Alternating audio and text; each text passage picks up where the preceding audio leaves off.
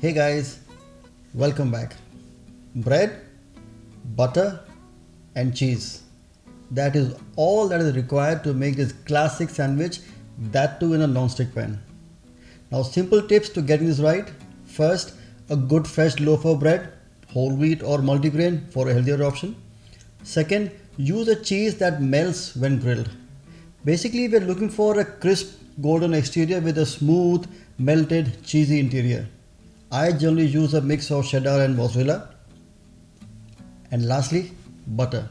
I always use salted butter at room temperature and not melted butter, evenly applied and then grilled on the pan.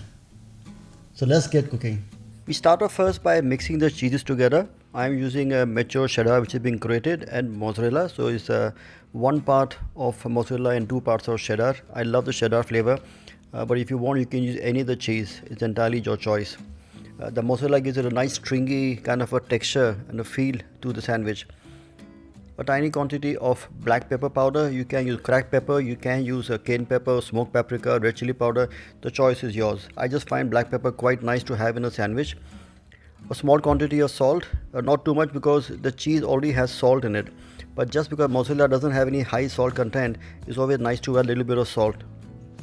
Also, I'm using whole wheat bread. I prefer to use whole wheat bread than to have a white sliced bread. But the choice again is always what you feel like eating.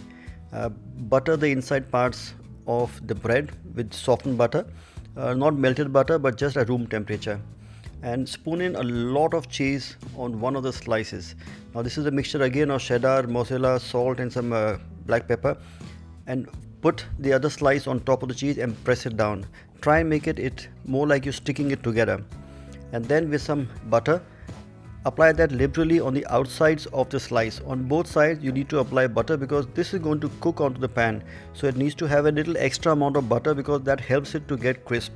What this does is when you cook it onto a non-stick pan or into a normal pan, the butter melts and it makes the exterior of the bread very crisp. Oh, I forgot to put the sliced cheese, so I'm going to put a slice of burger cheese. Again, this is optional, but I am a cheese freak. I just love cheese, so I keep on adding more cheese whenever I can.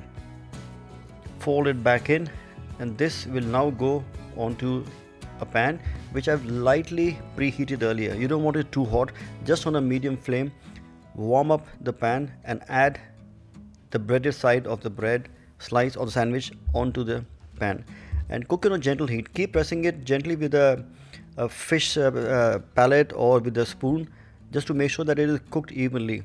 And there you see, when you flip it over, that is completely golden and crisp. So when you cut the sandwich, it will have a very nice crunch, it will have a very nice texture. Both sides need to be cooked that way. Switch off the heat, put it back onto a chopping board, and with a knife just slice it through, and there you can see the cheese just melts through. Isn't that gorgeous? Nothing like having a warm grilled sandwich, especially with cheese just oozing out. Now I like to have this with just plain tomato ketchup and some chips on the side, but the choice is yours. And when you open a sandwich, that's what you get, the stringy cheese from the mozzarella. Simple, delicious, always works. Do try it and let me know. Bon appetit.